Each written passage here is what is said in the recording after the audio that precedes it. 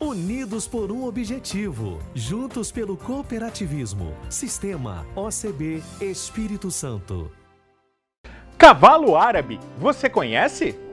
O árabe é uma raça muito importante no cenário global, porque ela deu origem a várias outras raças de equinos ao redor do mundo. O árabe é um raçador e é muito importante também no Brasil. Também vamos falar sobre plantas carnívoras aqui no mundo cooperativo. Ao olhar essas plantas, dificilmente você vai imaginar que elas têm algo de diferente. Mas e se nós te falarmos que elas são carnívoras?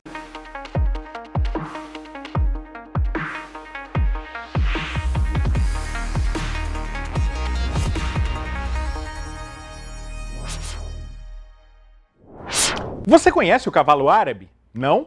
Ele possui características únicas, o que permite uma fácil identificação do animal. E para falar um pouco mais sobre o cavalo árabe, eu converso agora com o presidente da Associação Brasileira dos Criadores de Cavalo Árabe. Oi, presidente, tudo bem? Bem-vindo ao mundo cooperativo. Queria que você contasse para a gente um pouquinho da história. De onde vem o cavalo árabe? Olá, tudo bem? Eu sou Rodrigo Forte, presidente da Associação Brasileira dos Criadores do Cavalo Árabe. É um prazer estar aqui com vocês e responder algumas perguntas sobre essa tão importante raça de equinos. Ela surgiu no deserto, no Oriente Médio, onde a gente encontra hoje esses países. É a raça mais antiga de equinos do mundo, que serviu como meio de transporte dos beduínos do deserto. Foi sempre um parceiro muito importante no transporte, nas guerras. E é uma raça que, como foi selecionada e desenvolvida em condições muito adversas, ela é uma raça extremamente resistente, acostumada a se alimentar pouco, a beber pouca água, a fazer muito esforço, a viver em altas temperaturas. O cavalo árabe é muito resistente, por isso que ele se dá tão bem nas provas de enduro, que são as corridas de longa distância. E depois, obviamente, de milhares de anos ou de centenas de anos, o cavalo árabe se adaptou muito bem a outras regiões do planeta, mas manteve as suas características. Acho que é importante comentar isso. E qual a importância da raça para o Brasil? O árabe é uma raça muito importante no cenário global, porque ela deu origem a várias outras raças de equinos ao redor do mundo.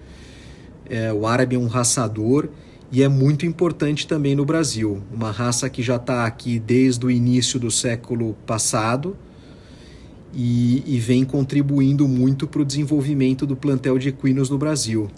Além do mais, é uma das principais raças aqui no Brasil pela quantidade de cavalos, pela quantidade de associados e pela importância que ela tem não só no desenvolvimento morfológico dos equinos aqui no Brasil, mas também pela diversidade que o árabe tem em relação a esportes, né? O árabe é a referência no enduro, o árabe é um bom cavalo de hipismo para iniciantes, é um bom cavalo de tambor e baliza, enfim, é um cavalo que tem muitas habilidades e está presente em muitas modalidades esportivas, além de ser um cavalo muito bonito e a criação brasileira ser uma das referências mundiais. Eu diria que o árabe hoje brasileiro está entre os 5 mais, um dos 5 criatórios mais importantes do planeta.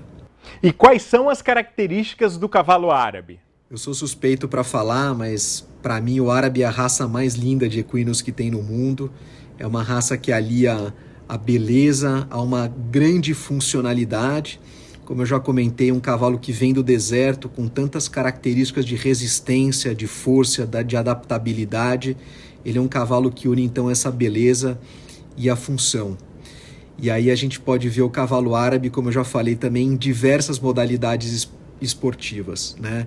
Então, as características do árabe são essas duas principais, mas a gente também vai reconhecer um árabe através do seu tipo, a gente chama de tipo árabe, né? E algumas características importantes, a gente vai ver sempre aquela cabeça pequena, curta, preferencialmente chanfrada, com olhos muito grandes, narinas dilatadas, orelhas muito bonitas. Você vai para um pescoço longo, arqueado, com uma garganta fina. A gente fala de um top line, né? O top line é aquela linha, né, de cima do cavalo, do dorso e da garupa. A gente fala num top line plano, né? A gente tem uma garupa bonita, grande, e com um carregamento de cauda alto, né? Então o rabo sai alto, a cauda sai alta e ela é carregada quando o cavalo está em movimento, ela é carregada de uma forma embandeirada, de uma forma alta, elevada, principalmente quando o cavalo se movimenta, né? Então essas são as principais características e eu diria também a movimentação. Os árabes normalmente movimentam muito bem, eles trotam e trotam de uma forma muito bonita. Então essas são as principais características. E como é o trabalho desenvolvido pela associação? A Associação do Cavalo Árabe ela tem um objetivo muito importante de fomentar o cavalo árabe no Brasil, de divulgar a raça, de defender os interesses da raça, de congregar os associados. Então nós temos uma associação fundada em 1964, uma associação muito antiga, muito tradicional, que ao longo dos anos vem cada vez mais se modernizando para poder atender os associados da melhor maneira possível. Eu ocupo o cargo de presidente, o presidente é eleito a cada 2 anos, e a gente também tem outros cargos eleitos que são os vice-presidentes, além de muitos outros diretores que também trabalham, além de colaboradores e funcionários.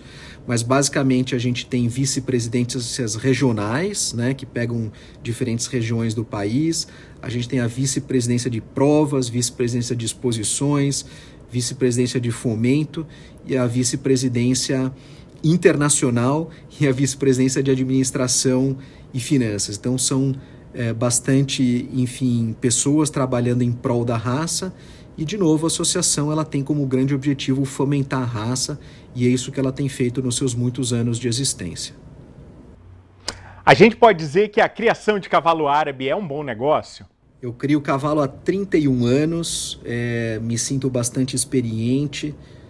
Naturalmente que você pode falar que grandes criações podem ser encaradas como negócios, mas eu não diria que o que principalmente move um criador é o negócio do cavalo, mas sim a paixão pelo cavalo.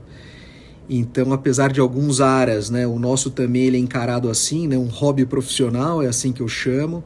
Então você tem uma administração profissional, você tem a administração de um negócio, mas eu acho que quando as pessoas fazem isso por negócio e simplesmente por dinheiro, não vai dar certo, porque é um negócio muito complexo, não diria que é caro, você pode ter 1 cavalo, você pode ter 2 cavalos, as despesas podem ser controladas, os cavalos eles têm hoje variados preços, então todo mundo tem acesso em ter um cavalo árabe, o cavalo árabe cada vez mais democrático, né? Na mão de todas as pessoas, de todos os níveis, mas o mais importante é ter paixão pelo cavalo e paixão pelo cavalo árabe. Então eu parto do pressuposto de que isso é o mais importante. Se você for olhar puramente por negócio, existem outros negócios que são mais vantajosos do que criar cavalo árabe, mas primeiro é a paixão. Se você conseguir ganhar dinheiro com isso, parabéns, ótimo, seria uma boa retribuição também. Explica pra gente como é que são as competições. Com relação às competições, existem várias exposições e provas, muitas organizadas pela própria BCCA, muitas outras organizadas por associações parceiras, e aí nós temos várias modalidades acontecendo ao redor do ano em diversas provas e exposições. O halter, como a gente chama, né, que é cabresto em inglês, é a prova de conformação, onde a gente avalia a qualidade dos cavalos em diferentes categorias, né, categorias de machos e fêmeas em diferentes idades. É importante você comparar machos com machos, fêmeas com fêmeas e animais exatamente da mesma idade, porque o desenvolvimento é completamente diferente nos diversos estágios que o animal se encontra em vida, né? O mais importante também é dizer que o árabe ele está em várias modalidades, como eu já disse. Então nós temos corrida no Jockey Club de São Paulo, nós temos diversas provas de tambor e baliza. Hoje o árabe competindo em provas abertas, onde o quarto de milha tem uma importante dominância, o árabe crescendo muito nesse meio. Nós temos provas de hipismo rural através da ABIR, nós temos, enfim, várias modalidades muito interessantes de laço comprido. Então, enfim, é possível, pesquisando, entender que o árabe ele é muito forte em diversas modalidades e muito versátil. E as perspectivas futuras? O que vem por aí? Em relação ao futuro, eu sou sempre muito animado, porque a raça cada vez mais progride no Brasil, se desenvolve, se fortalece. Então, acho que nós temos um futuro bastante promissor. É um ambiente cada vez melhor, um ambiente muito bom, onde as pessoas se confraternizam bem e curtem da mesma paixão. Então, enfim, o mercado interno está se desenvolvendo cada vez mais, assim como o mercado externo. Então, eu, a diretoria e todos os criadores estamos realmente bastante animados com a raça. Presidente, agradeço demais a sua participação aqui no Mundo Cooperativo. Foi muito bom conhecer um pouco mais sobre o cavalo árabe. Intervalo, nós já voltamos com o seu Mundo Cooperativo.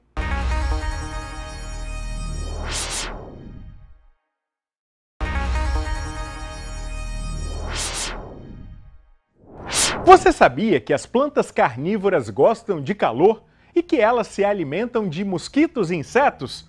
Esse tipo de cultivo é bem comum nos Estados Unidos, mas vem ganhando força, sabe onde? Aqui no Brasil.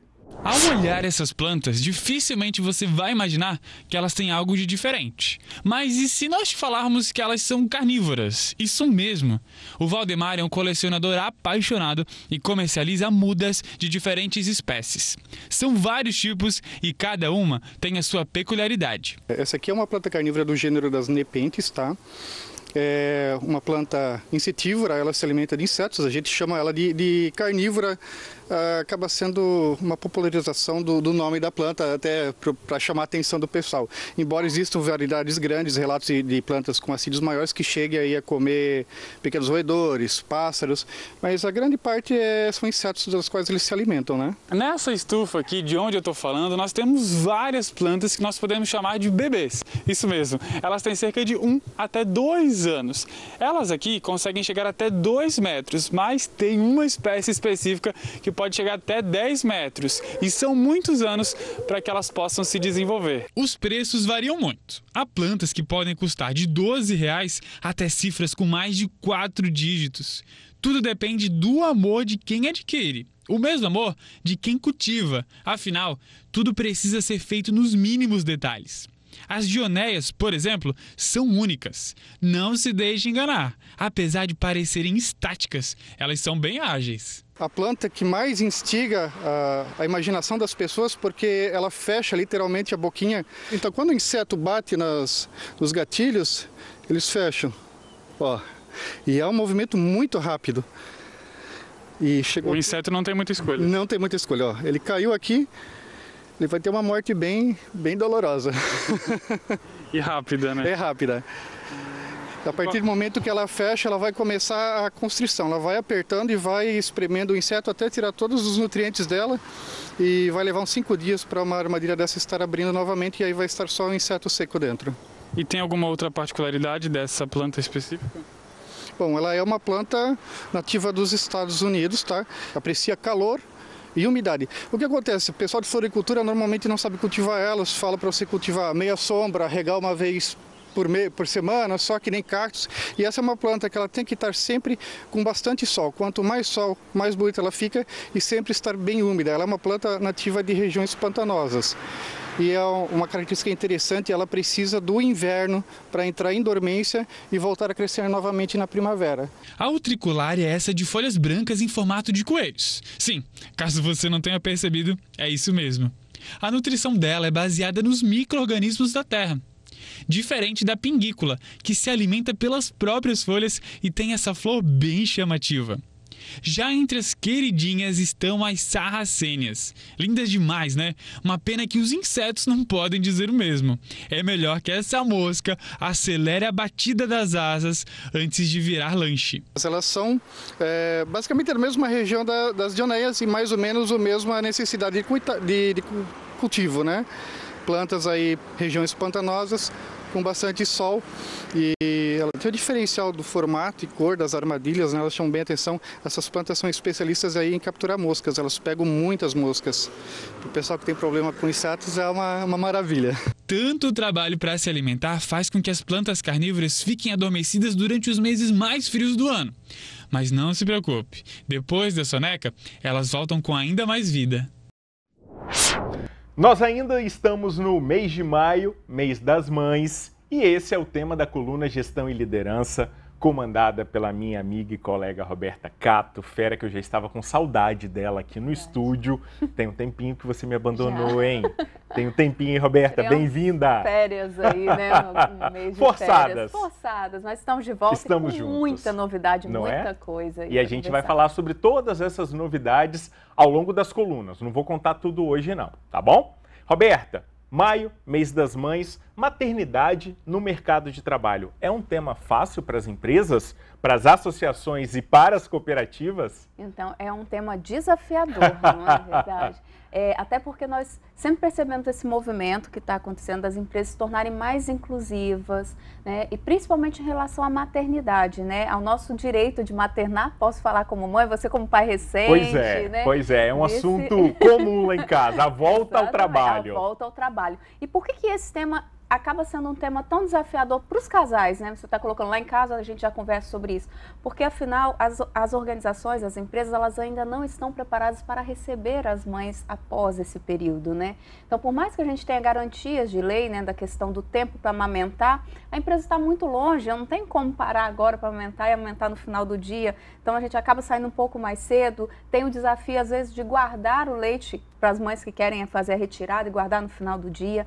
Tem o desafio de estar distante, de atender o telefone com mais frequência. Afinal, quando eles começam a ir para creche ou ficar em casa com outras pessoas, são as pequenas doenças, e isso acaba tomando muito, né, a responsabilidade. A mãe fica culpada, e aí ela passa a ficar se cobrando que ela precisava estar em casa, mas quando está em casa ela também quer voltar para o trabalho, porque ela ama trabalhar. Posso falar pela maioria das mães que conheço. É verdade, é verdade. Né? Então, assim, como lidar com isso? Primeiro, eu acho que é importante que a organização reconheça que esse é um período desafiador para os dois, não só para a empresa. A gente ouve falar a empresa assim, como é que eu vou lidar com isso? Imagina para a mãe, né? Então, esse momento de empatia e das mães também em relação às empresas. Afinal, a nossa legislação e as organizações, na grande maioria, ainda estão defasadas, estão atrasadas em relação a isso. Como pai de primeira viagem, eu já digo que se atrasar é normal com o bebê. A gente nunca consegue chegar no horário, porque na hora que está saindo de casa, o bebê quer mamar. O bebê apresenta uma febre rápida. Então, a gente precisa ter todo esse jogo de cintura. E na empresa também, jogo de cintura é uma palavra importante para o retorno dessas mães ao mercado? Sim, por isso que eu falei dessa questão da empatia e tentar se adaptar, porque não tem como exigir que uma mãe, nesse início, né, nesse momento de adaptação, continue cumprindo os horários exatamente, que não tenha nenhum minuto de atraso, porque vai acontecer, essas questões acontecem, né? Fora a bolsa, né, que é uma coisa que você vai e você lembra que tem uma coisa e você volta, e esses 5 minutos que fazem a diferença. Então, esse momento de adaptação, ele é importantíssimo. E por que eu gosto de tocar nesse assunto, tá, Bruno? Porque a gente fala muito sobre inclusão da mulher no ambiente de trabalho, só que a gente precisa lembrar que a mulher ela tem particularidades, principalmente nesse momento de maternar. Não tem como eu garantir e dizer assim, são todos iguais. Existe essa questão que é a equidade, mas a gente não pode tratar como iguais, porque afinal é um momento distinto na carreira da mulher. E eu posso te dizer que quando você faz isso de uma maneira organizada, com algumas flexibilidades, veja bem, não são concessões, são flexibilidades. A gente não está falando sobre deixar de fazer, mas existe um horário diferenciado, algumas questões, você consegue ganhar também um engajamento maior dessa mãe, porque ela sabe reconhecer quem reconheceu esse momento. E a organização corre o risco de perder um bom colaborador se for muito rígido nesse momento? Sim, e isso tem acontecido, principalmente porque nesse novo movimento, a gente falou muito no ano passado, né, sobre as questões das organizações que oferecem agora oportunidade do trabalho híbrido ou do 100% remoto. Quando ela percebe que ela não tem esse espaço e é uma boa colaboradora, ela já começa a olhar para o mercado e identificar oportunidades que permitam esse movimento de cuidar da carreira e cuidar da casa. Não precisa nem ganhar mais, pode ganhar a mesma coisa ou até ganhar um pouco menos. Mas o estar presente em casa faz toda a diferença. Faz a diferença, porque afinal acaba sendo a prioridade nesse momento da carreira, né? Então a prioridade muda. A chavinha vira, agora perguntando de jornalista para mãe, a chavinha vira, deixa de ser a profissional para ser a leoa, a cuidadora? Eu diria que a maternidade, ela faz com que as mulheres desenvolvam novas habilidades. E é um ganho para os dois, sabia? Porque assim, querendo ou não, a gente passa a ter mais empatia, uma preocupação maior com o mundo, uma responsabilidade muito maior. Então as coisas parecem que têm um peso diferente. Então, na verdade, eu acho que a gente começa a desenvolver uma série de habilidades. Mas na hora de pesar, é lógico, se estiver colocando em questão maternar ou a empresa, eu diria que a grande maioria acaba optando, se não for uma questão de necessidade, porque a gente precisa entender isso, né? Algumas não escolhem pela necessidade de continuar trabalhando. A gente acaba optando por ficar com o bebê, afinal, é o nosso melhor cargo. Exemplo parte 2, como é que foi com você? Então, eu acabei optando por ficar em casa, porque eu vi que não tinha, até porque meu período de maternidade já faz um tempo, né? Minha menina já tem 14 anos. E naquela época a gente não falava tanto sobre isso. O que aconteceu? Eu me senti meio que pressionada a fazer uma escolha. A minha escolha foi pela família. E isso acontece muito, como você já citou. Ainda acontece. E vai continuar acontecendo se as empresas não despertarem para esse momento. Até porque as famílias, elas ficam cada vez menores. Então, as mulheres têm optado por ter 1 ou 2 filhos. 2 no máximo. Então, se você só tem uma oportunidade de ser mãe, eu acredito que esse é um peso diferente, né? E nós temos cases de sucesso aqui no Espírito Santo, de organizações, de entidades, de cooperativas e de associações que realmente são bacanas? Sim, conheço algumas que tornaram o horário flexível durante os 6 primeiros meses após o retorno. Então, não era uma jornada flexível para todos, é um período de adaptação e depois ela retorna para o horário. Algumas optaram por flexibilizar 100%, a partir de agora, 100% home office, até que ela passe esse período de amamentação. Lá na Cato mesmo, a gente tem todo um processo de flexibilização de horários para as mães, afinal, é o processo de quem é empresária e que é mãe também, né? Então, a gente consegue entender essa questão. Então tá, vamos combinar assim? Lá em agosto a gente fala dos pais. Exatamente. Tá? Lá em agosto a gente fala dos pais. Vou te porque também tem direitos, não tem? Existem, então, sim. Depois a gente conversa, ó. Parabéns. Obrigada. Mãezona, guerreira, empresária de sucesso e parceira do mundo cooperativo, gente. Eu queria mais o que nessa vida, Rô? Obrigado mais uma vez. Te espero quarta-feira que vem. Mais novidades. Tá bom? E mês que vem, será que nós temos mais novidades ainda? Não conto. Calma, não conta também. Calma, a gente vai fazer surpresa, tá bom? Muito. Ó, o Mundo Cooperativo fica por aqui, hoje com a presença de Roberta.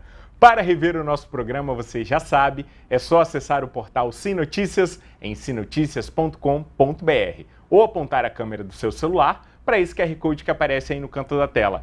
Quer saber o que acontece nos bastidores? Fique ligado então nas nossas redes sociais, Instagram e TikTok, no @bpfaustino ou nos nossos canais oficiais, Record News Espírito Santo e TV Sim.